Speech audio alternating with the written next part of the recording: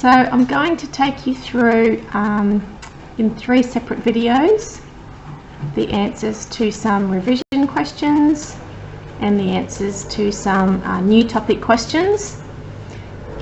The first video will be answering the questions from this slide, which is some revision of simplifying by collecting our like terms, but some terms and expressions with powers. So if you click on a link on this slide that I'll create, you'll be able to see these videos, which I'm showing you are connected to the questions from this PowerPoint.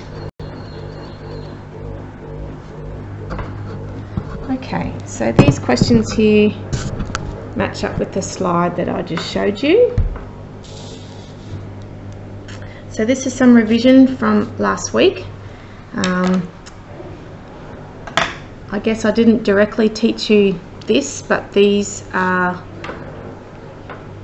going on from the YouTube clips that you watched in our double last week, and then you were asked to go and practice some in your textbook. For most of us, that was in Tuesdays and Wednesdays lesson.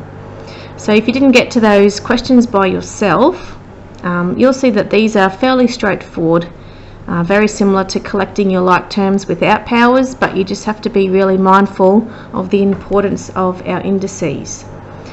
Basically, your variables and the powers with your variables have to have exactly the same combination to be a like term. Okay, so this 7a squared m cubed is only like this term over here. So you collect the a squared and the m cubed, and you also collect the operation to the left to tell you what to do. So therefore, this term in here is not like the other two. It's only got the m cubed. So it has to be exactly the same variables with exactly the same indices, exactly the same combinations to be collected together. Okay, so our first bag, or our green bag, is 7a squared m cubed, and it's plus, because of this operation here, 5a squared m cubed. Only they can go together. Okay, and then in our pink bag, or in our other bag, we just have plus 3m cubed. Okay, so even though it's m cubed, it's not a like term because it hasn't got that a squared combination with it. So if we go 7 plus 5, it just gives us 12a squared m cubed, and the plus from here, 3m cubed, stays as it is. So we've taken an expression that had 1, 2, 3 terms, and we've simplified it the best we can to an expression that has 2 terms. Okay, question 2 has got 15 u to the power of 4 and p to the power of 3.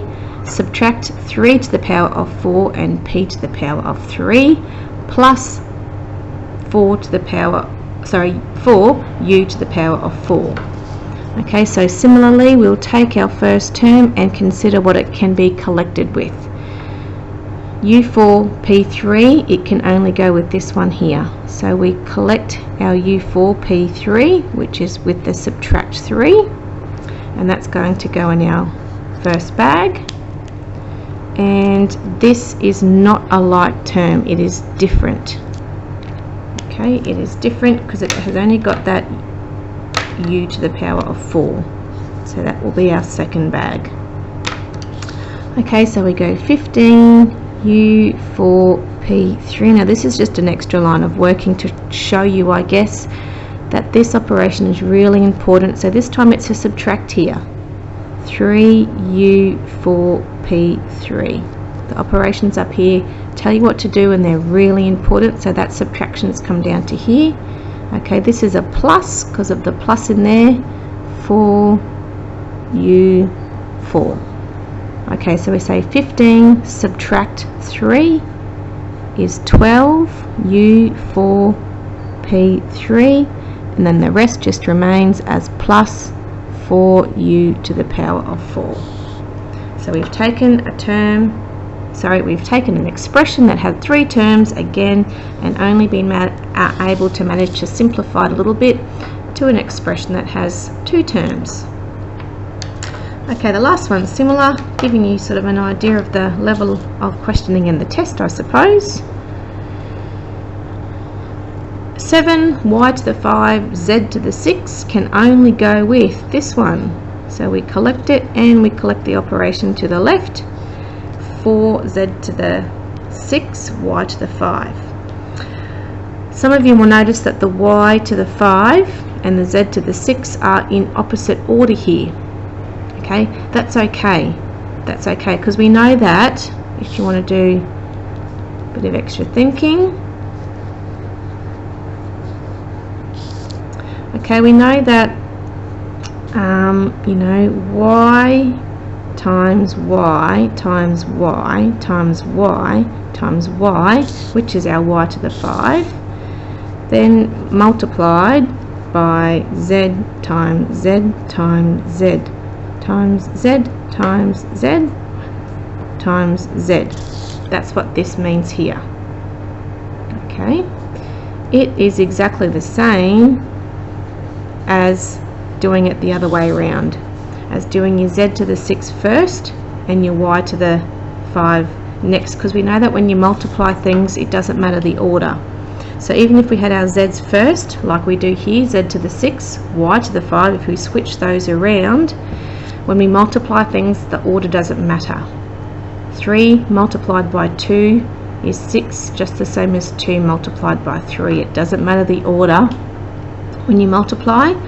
Therefore these two terms are the same, just because the variables are switched around. Got to remember that multiplying is where the order does not matter. Okay, so then this plus yz cubed is by itself.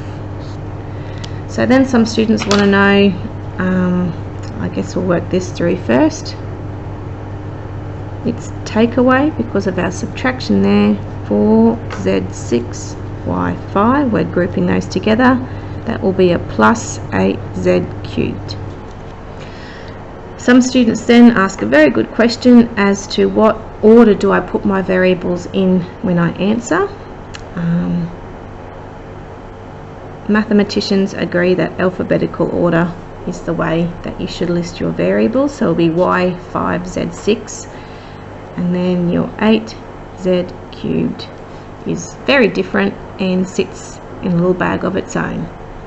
Okay, so that's some revision, or if it's your first time of doing these collecting like terms with powers, you might like to go back to PowerPoint number 2, where there's some YouTube clips on these with another 2 examples, and then some textbook questions. Okay, but the biggest thing to remember is, for example, up here, u to the power of 4 cannot go with these 2 terms because this also has a p cubed, which therefore makes them a very different term. Come and see me if you have any questions, or email me, since I've been away for 3 days now. So come and see me in class, come to lunchtime help, or just send me a quick email if you need to clarify any of that.